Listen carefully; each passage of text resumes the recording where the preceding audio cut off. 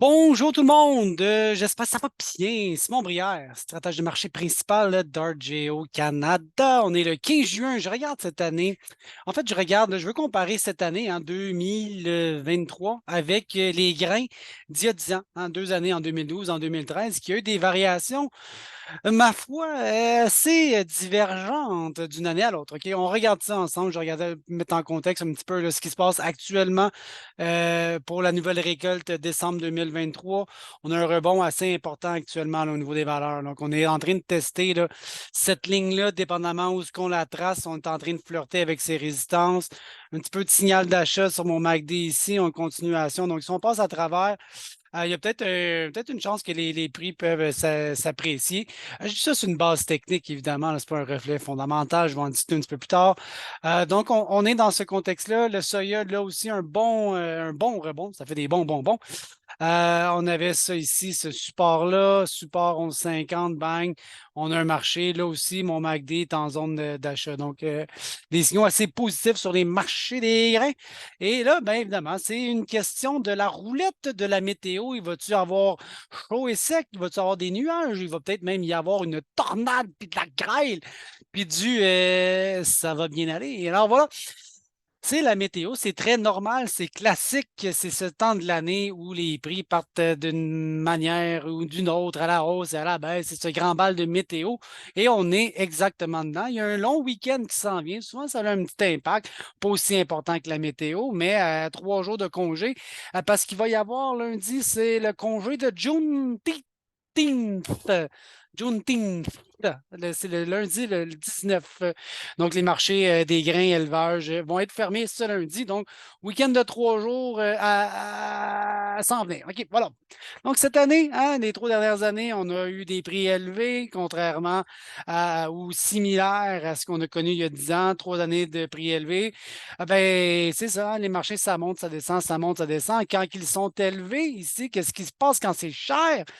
Ben, j'en sème plus et j'en consomme moins. Et on a ce même principe. Quand c'est pas cher, ben, j'ai pas envie d'en produire, mais m'aller en acheter parce que c'est pas cher. Donc, on est un peu dans ce contexte-là avec des prix qui ont été élevés pendant une certaine période de 2, 3 ans.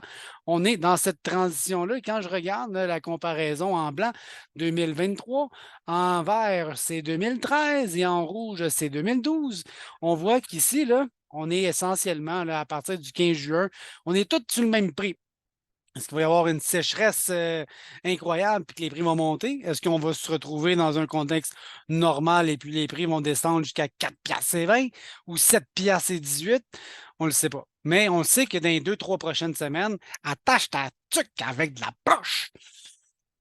Ça risque de péter au niveau des marchés financiers, marchés boursiers, des bourses des grains. Voilà. Donc, on va aller voir un peu qu'est-ce qui nous motive. Je regarde juin 2020, 2012, OK? À 3 ans de fort prix, qu'est-ce qui est arrivé? Hop, les superficies ont augmenté d'une année à l'autre, hein? Plus 4 millions d'acres. C'est normal. C'était payant, c'était cher. Et de l'autre côté, mais la demande, elle avait fléchi un petit peu. Mais ouais, c'était trop cher. Simon, c'était cher du blé d'Inde.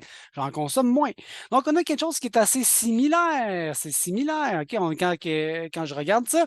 Et là, ben, les rendements, ça, je regarde le mois de juin. Si on avance plus loin, on va se rendre compte que les rendements annoncés, à 166, ça finit à 123 parce qu'on a une grande sécheresse. Ah, schnoutz.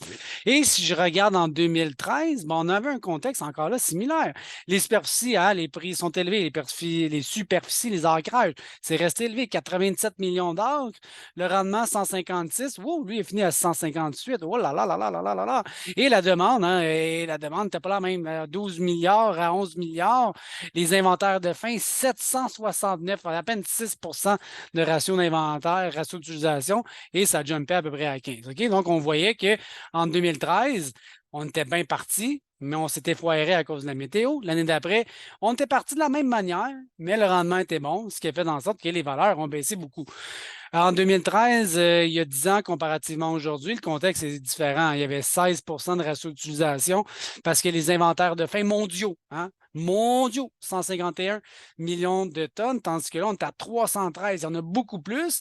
Et c'est une question, entre autres, du Brésil qui avait 72 millions de production. Cette année, 129 et le programme d'exportation a plus que doublé, a même triplé quasiment de passer de 18 millions de tonnes à 55. Donc, les inventaires mondiaux sont quand même un petit peu plus friendly, je vous dirais, actuellement. Donc, on est là, les cartes météo, oui, bon, il annonce peut-être un petit peu de pluie, mais pas où est-ce que ça en a de besoin. Les cartes météo, ils sont, ouah, il n'y en a pas tombé ici, mais dans la dernière semaine, il y en a eu pareil. J'ai l'air à dire que c'est une catastrophe, mais c'est pas bon. OK? La sécheresse, on la voit assez bien ici. Quand on est en rouge, ben, ça veut dire qu'il n'y a pas eu assez d'eau. Donc, c'est rouge, c'est rouge, c'est rouge. Alors qu'on va passer au vert sur le circuit Gilles Villeneuve.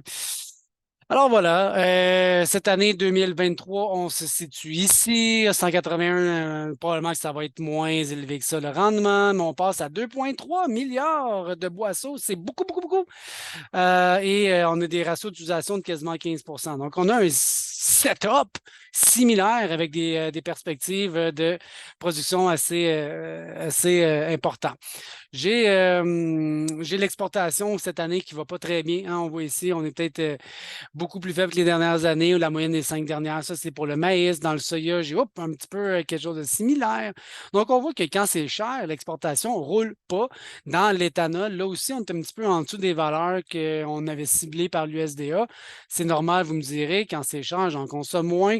Je le vois dans l'export, je le vois dans l'éthanol. Ah, je le vois aussi dans les animaux. Donc, on est là, hein, 3 années de fort prix record quasiment. Ben, ça fait en sorte que j'en sème beaucoup et j'en consomme moins. Voilà, pour la météo, on ne le sait pas. Et on est ici. Je vous dis, attachez votre truc. Est-ce que ça va décoller? Est-ce que ça va s'effoirer? Est-ce que ça va rester peut-être même juste bien normal? On verra. L'éventail de possibilités, il est infini, ou presque. Donc, on est là. Dans 2 semaines, ça va faire beding bedang, je pense bien. Voilà. Alors, je vous dis bonne fin de journée. Regardez vos plans de mise en marché. Soyez prudents, mes chums. Et on se dit à la prochaine. À la prochaine. Bye, bye, bye, bye.